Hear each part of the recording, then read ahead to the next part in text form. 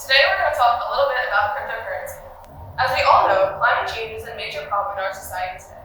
Yet while we keep finding more ways to use energy, we haven't found many ways to decrease our use of energy. One example of this is cryptocurrency. As it increased in popularity, its energy consumption also increased greatly. In 2020, we found out that the energy consumption of Bitcoin was approximately 1.5 times the entire energy consumption of the country of Romania, which is kind of a lot.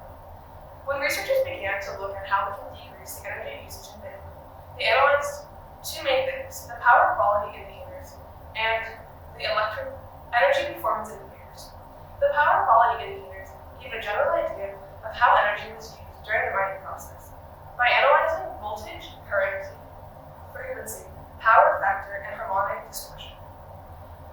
When they analyzed the energy performance indicators, they focused primarily on the energy consumption and CO2 emissions. They were able to then use this data to calculate the oil consumption equivalency and the business sustainability, which is a comparison of how much energy a business uses to how much revenue it can produce. Once this data was collected, they were able to use a software to find ways to maximize energy efficiency. Once these changes were put into place, they did the same analyzation of data in order to see if a change was made. After analyzing the old cryptocurrency farm data, it is concluded that it is not environmentally friendly. 5,392 different cryptocurrencies were available in 2020, with a total market capitalization of $200 billion. 44 high-capacity fans with the power of 75 kilowatts access the ventilation system, which is a low-efficiency process of cooling. The lighting system is made up of 10 LED lamps of 150 watts per lamp.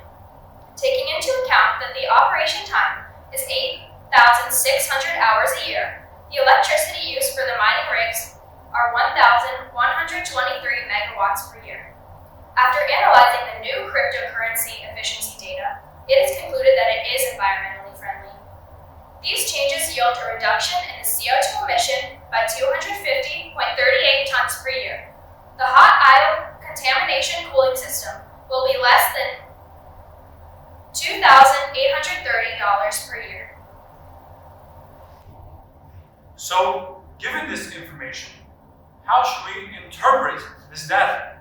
Well, there's a couple ways we can do it. Our original question was how to reduce CO2 emissions caused by cryptocurrency, and thus the environmental impact. Well, one way that people have proposed is to mandate that 50% of the electricity used for cryptocurrency mining comes from sustainable sources, which would be solar, wind, nuclear, or hydroelectricity. Also, regulating cryptocurrency to optimize electricity usage is also a solution that people have recommended. Now, how can you regulate this? Well, you could implement an energy performance improvement plan that will reduce the total environmental impact by 250.38 tons of carbon dioxide per year per rig. Also, you can incorporate a centralized high-efficiency cooling system, which will reduce the energy use by 40%. You could also install active filters into the point of common coupling, which will create a reduction in information, or the cost of information, by 23,000 euros. And given that the initial cost of implementation is $100,000, this is about a 23% decrease. And it will reduce the voltage total harmonic distortion factor by around 90%, which will minimize the total cost of energy. Installing these filters will also lead to a decrease in total energy losses by around 18%, which is around 30 megawatts per year.